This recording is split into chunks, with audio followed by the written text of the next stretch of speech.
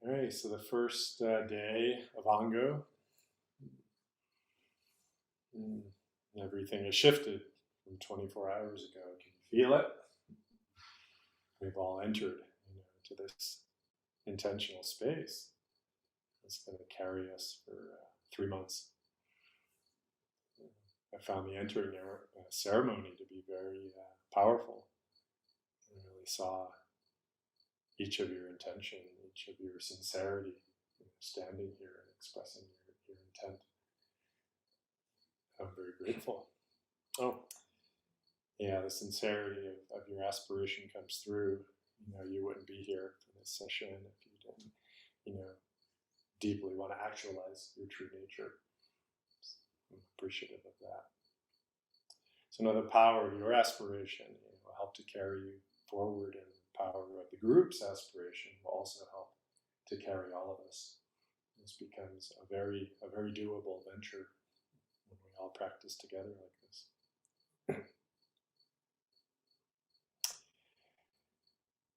Making Zen your own.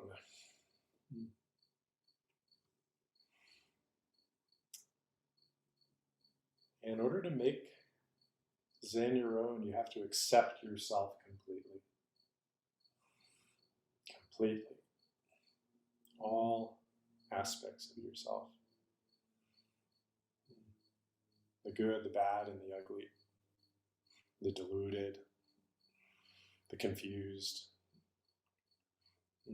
the curious, the adventurous. Some parts of yourself you well accept. The good parts.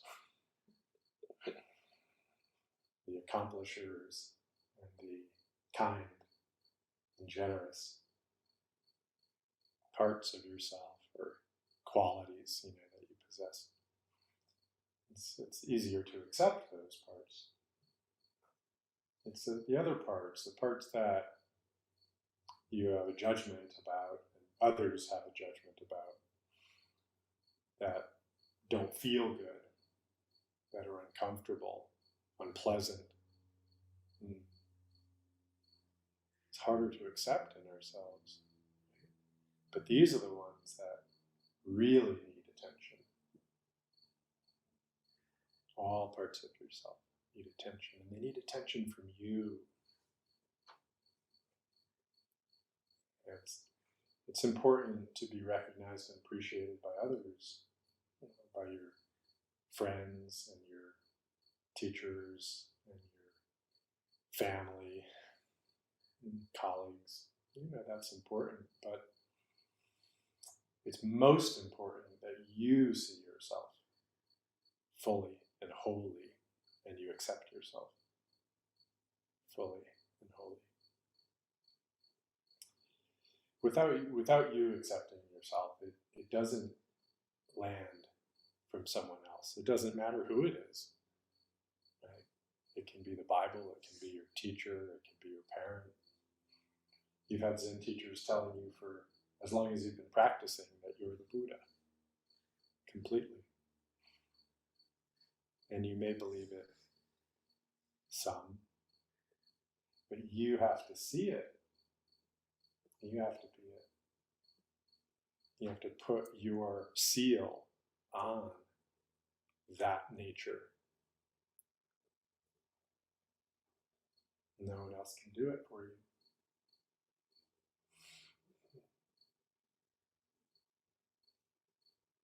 So you have the power.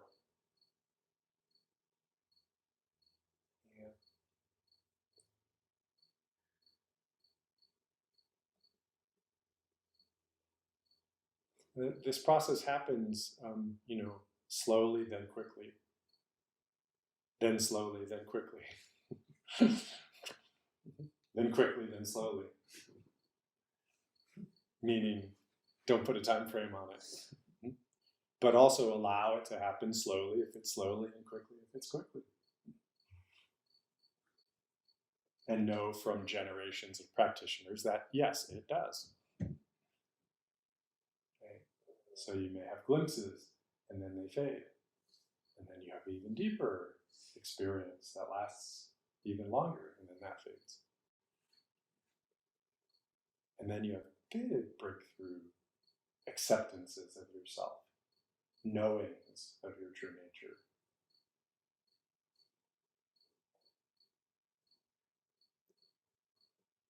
But always it's about seeing who you truly are, being who you truly are. It isn't something special or extra. It's not something that you don't already possess. Not outside of you. It's not a skill, it's not a quality. It certainly isn't a knowledge or an understanding. No, all it is a clear seeing and a clear being and a clear accepting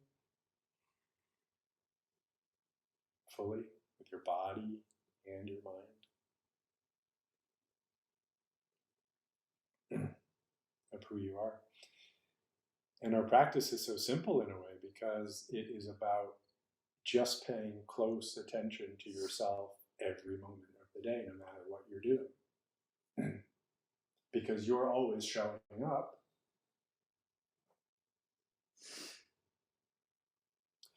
But we're complicated beings. There's always feeling thought manifesting in these bodies and minds. Individual body you have, your mental experience, your consciousness. The phenomena that you're experiencing now mentally are not this phenomena I'm experiencing now, just by virtue of the fact that I'm 8 feet away from you, let alone farther away. Right? So you're the only one who's at the center of your phenomenal existence. And always, continuously, there is feeling thought manifesting. We confuse the issue. We oversimplify the issue when we talk about feelings, and then we talk about thoughts. Let your thoughts go. Feel your feelings. Feel into your body.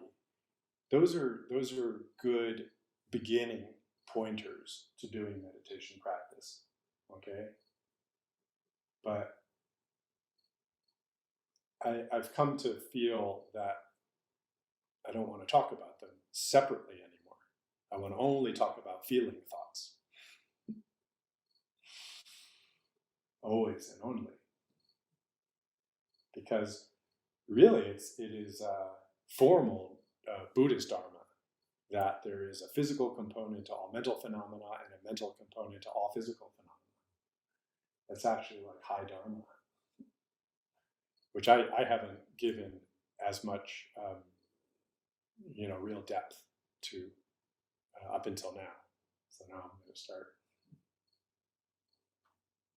So let's not separate them, because that does an injustice. It leaves out part of it. And that's what we're talking about, is fully, wholly accepting, seeing, and being. So what's the feeling thought? Look within. In Zazen, we're able to have some spaciousness, the stillness, quiet, gives us this incredible container to really feel, see, feeling thought.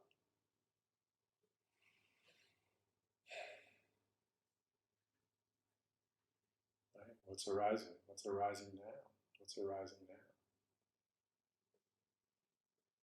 Notice the looping thoughts. We tend to over, just put too much attention on the thought side. That's why we do say, bring it back to the body and anchor it in the body. So there's always that. You can't depart yourself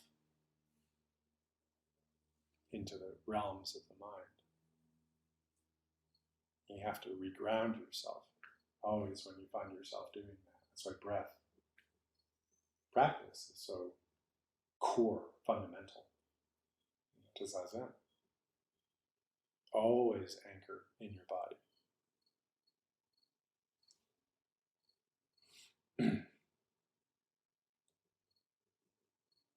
then just allow feeling thought to happen. And see what's there, and what you will see, because this is how we are, and you know this, that there are familiar pathways of your feeling thoughts. You get grooved into these familiar pathways.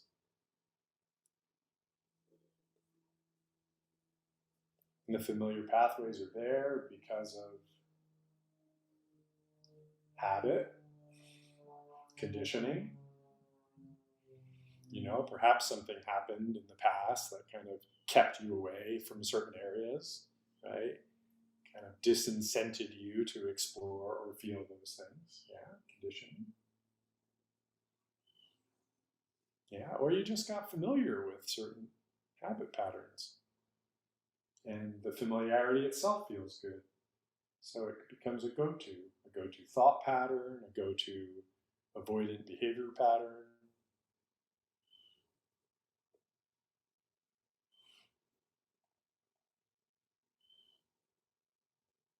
And then the familiarity is something that you just are drawn to. So that's something to really watch out for, and it's something to be aware of, is how we're drawn to these habit patterns, you know, just for a variety of reasons. You don't have to analyze them, but you do have to feel into them so that you're not on autopilot. You know, you could say that there's something in your habit patterns that's calling for attention. Okay? It's calling for your attention to see that habit pattern, to feel that habit pattern of feeling thought.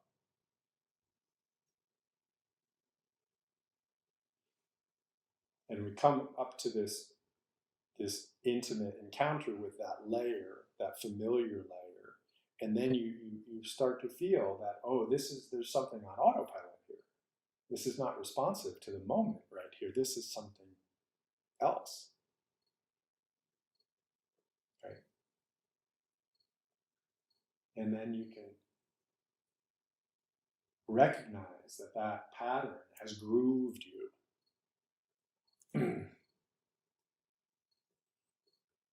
So you open up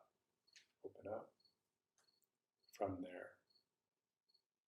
You find the energy then, see the energy when you bring it from there out into its presence, because phenomena are always present.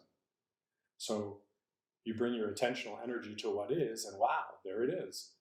Now we've entered the doorway of the present moment. It's available at any moment in order to get you out of that grooved habit pattern. It almost takes energy to maintain the habit pattern. That's why exhaustion is a great part of the session process. So exhausting ourselves, you know, our mental and physical energies as well, and what's normally directed to habitual habit patterns of body and mind starts to deplete. And then the samadhi consciousness, samadhi energy, which is more open and is engaged with the life force of the moment, starts to take precedence.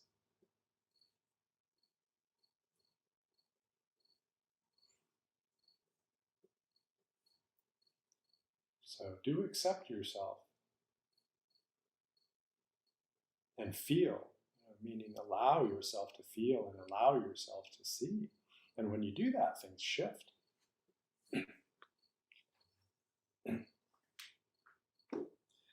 A couple of days ago in the mail, I got this book and a couple of others from an old Dharma brother of mine. Some of you know him, Bruce Sado McIntosh, who runs a theater down in Taos, New Mexico, and used to practice and still does with Great Mountain Zen Center, Shishin Roshi and Shinko Roshi Sangha. Practices with them, and I haven't seen Bruce in a long time. And just out of the blue, I received some books from him, including this one by Nyogen Senzaki, who is a famous 20th century Zen teacher, who is well known for having a lay practice and really expressing the power of lay practice. So in this book, something just jumped out at me that I wanted to share in this context of making Zen your own. And this piece is from a piece called Shodoka by a fellow who goes by Yoka Daishi, who was recognized by the sixth patriarch in China.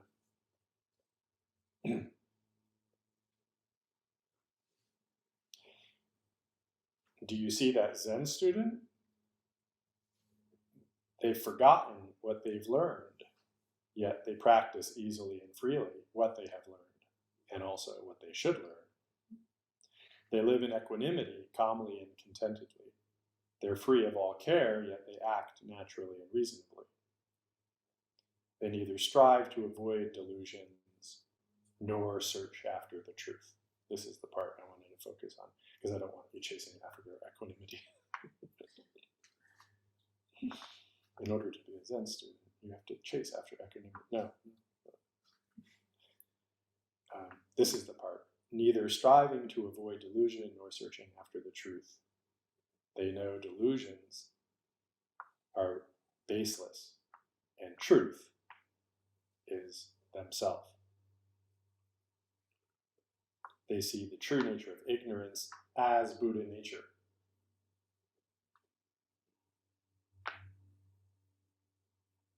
So Sasaki comments, if you try to avoid idle thoughts or delusions when you meditate, you cannot enter samadhi. I mentioned this at the start, my opening words today. Whoever seeks after the truth will remain behind the truth. What you consider idle thoughts or delusions are nothing but waves on the vast ocean of Buddha nature. And just as there are no waves apart from the water, there is no delusion, no idle thought, and no ignorance separate from Buddha nature. Greed, anger, and ignorance, these three foams appear and disappear like a mirage on the ocean. Not separate from the ocean itself. So these teachers talk about truth and delusion. You know, they're Zen teachers, so they're talking about that. But I'm going to add in greed, self-consciousness, neurosis, insecurity, self-criticism, feelings, bad negative feelings towards people, strong feelings of hatred or aversion towards people, dullness of spirit, tiredness, confusion. Let's really get into the gritty flavor of the three poisons, shall we? And not just say truth and delusion. All of the muddy, messy parts of ourselves. This is all the foam. It's all the ocean. It's all part of the ocean. It's not separate from your Buddha nature. Okay? So to make Zen your own, you have to be intimate with all of this.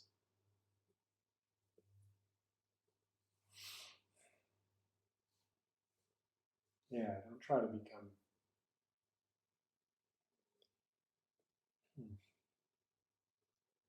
your idea of a Buddha, your idea of a better person.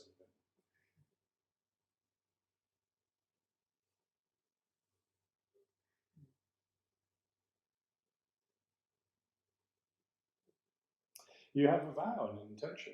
Yeah, you expressed that earlier today. So I speak this way because you're committed to your practice. I wouldn't say this to somebody on the street and say, just be yourself, do whatever you want. That's not what I'm saying to you either, but what I'm saying to you could be misinterpreted. You're committed to really seeing and being yourself at the deepest level. And you have this wonderful path that you have crossed paths with in this incarnation. And now you can use it to best advantage.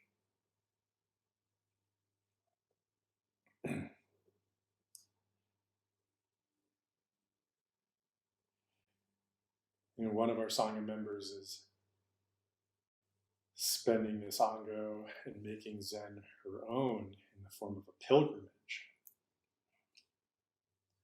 So that's a very intentional, form of taking her practice out into the world and making her practice her own. And there's some qualities of pilgrimage that we can all tap into, I think, in this Ango period. One is this sense of not relying upon the familiar that I was just talking about. Not just going into the old grooves and the old habit patterns and just, playing those out on half pilot or autopilot. Right? On pilgrimage, it's every location is a new place. What will the challenges be? Where will I sleep? Where will I shower? What will I eat? Every day is a new challenge. So the familiar, what will be familiar and what will be new? There'll be so much new every day. So that's a spirit, we can all adopt too. To see what's new and fresh, keep our life and keep our practice new and fresh by not relying upon the familiar. Actually, by investigating the familiar, what is it for us? Are we relying upon it too much? Right?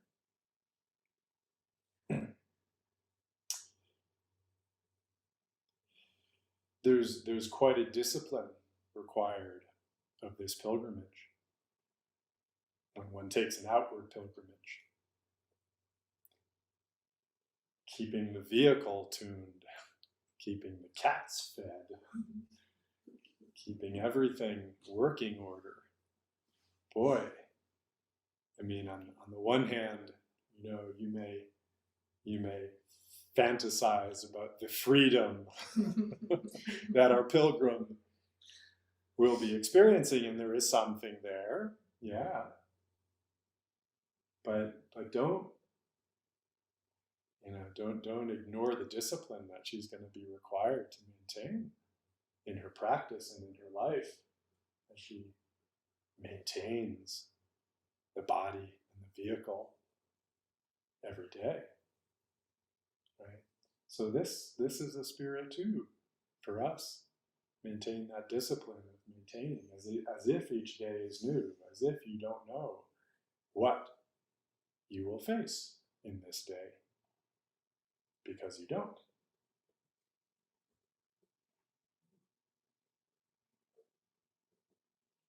And this is the path of making Zen your own, because you're discovering what it is.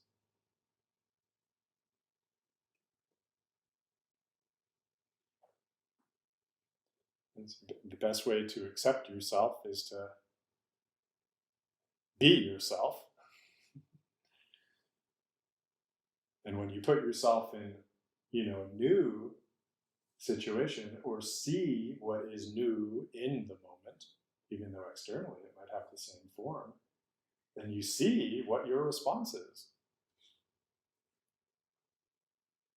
And don't act out of a script.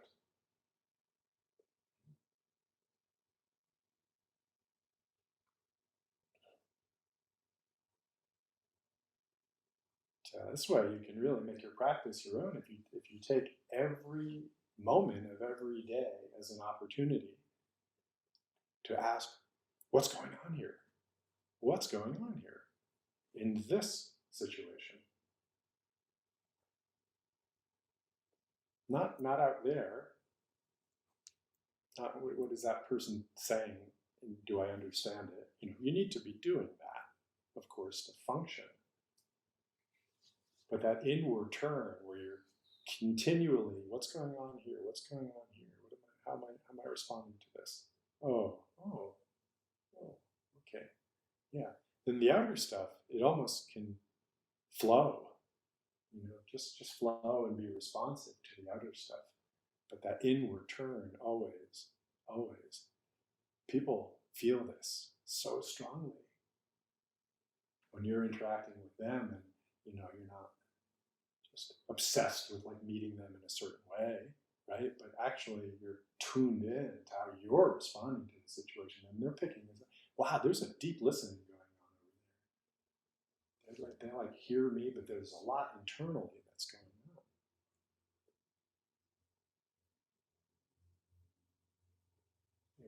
You pick up on this in advanced practitioners, my teachers.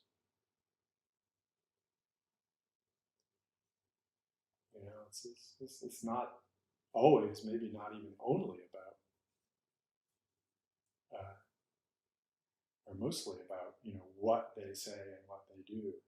It's the quality of presence they have, where they haven't left themselves, they haven't abandoned themselves, they haven't forgotten themselves moment to moment. And that's how you make your practice your own. Yeah, it's very rich. It's very exciting. Don't follow the script because it's the script.